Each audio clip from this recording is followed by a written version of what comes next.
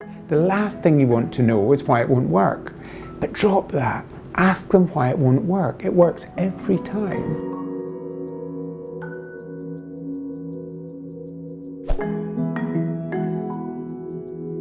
Right, so you've got your idea and it's your passion. You're all excited about getting your idea off the ground, but obviously you need some cash. And I'm kind of drawing on my own experience here of when I was trying to get my little idea off the ground.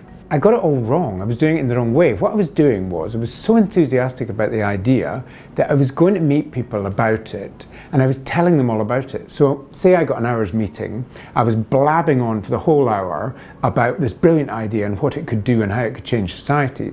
It wasn't until I saw somebody else who was a serial social entrepreneur who was brilliant at getting cash for new ideas and how he did it that I decided to switch from talking in those meetings to listening in those meetings. And the moment I did that was the moment I began to be able to get resources and support behind my ideas. So just to kind of illustrate how it works, if you go into a meeting with, say, somebody who's a funder or somebody who could purchase a contract for your idea of whatever it is you're passionate about pushing, if you go into that meeting and you say to them your idea, you know, why it's different, how they can get on board with it, you can get all that out in 2 minutes. And then zip it, shut up. Ask them why it won't work. And you need to ask people who have been there, seen it and done it, you need to ask them for objections. You need to ask them why your idea is flawed, because only that way you will be able to hone your idea and get it to a point where they are maybe willing to engage with you and maybe willing to invest or buy what you're putting out there. So really it's a process of one, laying out your offer very, very quickly, say 2 minutes, and then asking the question, can you please tell me why this won't work? Now it's totally counterintuitive for social entrepreneurs to ask that because you're so passionate about your idea. The last thing you want to know is why it won't work. But drop that. Ask them why it won't work. It works every time. So ask them why they won't work. And they might say to you, okay, well, look, the reason it won't work, Ali, is because you've got no track record. You've not got any previous annual accounts. You've not published any accounts. You've not done a pilot. There's no track record there.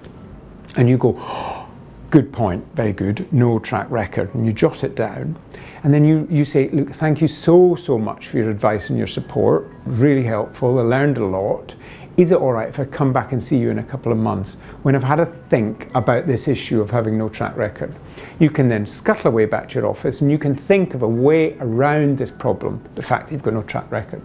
And you can come back to them and you can say, so if I find a way of getting a track record, say for instance, if you get it hosted by another agency, your project, who they would have a track record, or for instance, if you do a pilot, and show them the results of the pilot, and therefore prove that you do have a track record, or that you're building a track record, or you're borrowing off another organization's track record. If I manage to prove to you that I did have a track record, then would you be willing to get involved and support or fund my idea at startup? So do you see what I've done there? What I've done is I've pulled objections. I've given them enough space to tell me what the problems are with the ideas by listening to them. And then I've gone away and I've sorted a solution or a counter to that objection, which then allows me to let them get on board and allows them to back my idea. It leaves space for them to get involved. Now, you all know that the only way people buy things or fund things is if they really trust you and there's a decent relationship. In order to build relationships, you've got to leave enough space for them to engage in the thing and get involved. So listen, don't talk in meetings.